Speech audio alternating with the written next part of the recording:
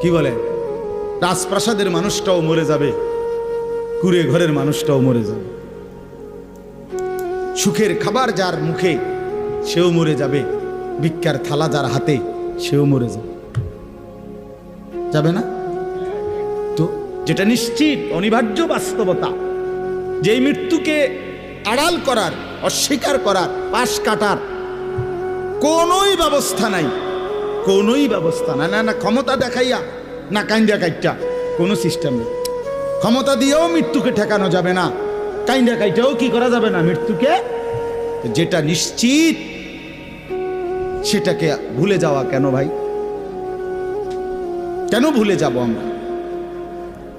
আল্লাহর নবী সাল্লাল্লাহু আলাইহি ওয়াসাল্লামের যেই হাদিস আমি পড়ছি, এটাই নবীজি বলছেন, আকসিরু যিকরা হাদিমিল লাজ্জাত, আমার উম্মত প্রতিদিন বেশি বেশি